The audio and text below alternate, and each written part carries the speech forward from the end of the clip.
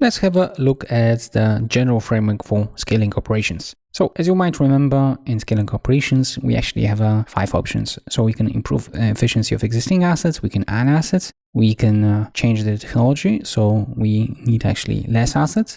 On top of that, quite often we have to add partners, and finally we can add products that require less assets. In other words, it will be faster and cheaper to scale operations. And let's go briefly through the most typical things that you can have in each and every of those directions. So when it comes to improving efficiency of existing assets, we obviously optimize processes, we remove bottlenecks. A lot of efficiency improvement can be achieved through automation. On top of that, we also have to take care of the inventory. So you have a lot of effort going into reducing the inventory through better planning and using better software. Now, when it comes to assets, we can add them by buying and renting assets. In some cases, we can add assets which actually don't belong to us. So we use partner assets. A very good example of this method is simply to work in a franchising model. So if you are a retail chain and you don't have money to buy and create assets, you simply find partners who will buy those assets and operate the retail stores instead of you.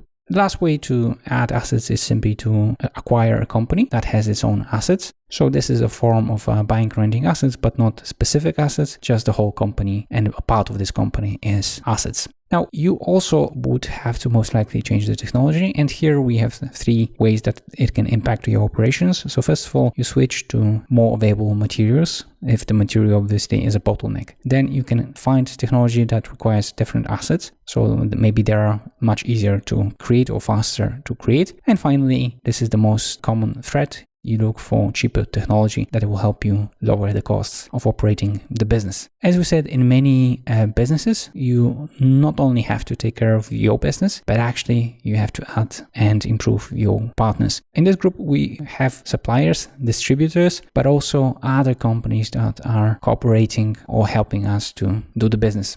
So here we obviously should recruit new partners so it is easier to keep the business going and scale. A huge importance and a lot of effort is put into creating an ecosystem that actually helps the growth of the partners. In many cases, you cannot grow your business, you cannot scale it if they don't grow. So if you create an ecosystem that helps them grow, you also actually help yourself. In many cases, you will also have to work on their bottlenecks and their problems and remove obstacles in order to make it easier to become a partner. This usually happens when you think that you can actually do better the business than your partners. On a similar note, you can actually not even try to buy the partner, but actually take over the whole area and do it on your own. And this is a form of a vertical integration. The final direction that can help you scale the operations is simply to add products that require less assets. So usually you do it by modifying the product so it requires less of the assets that are a bottleneck and maybe they are not easy to add. You can obviously add digital products which may require a different assets or no assets at all.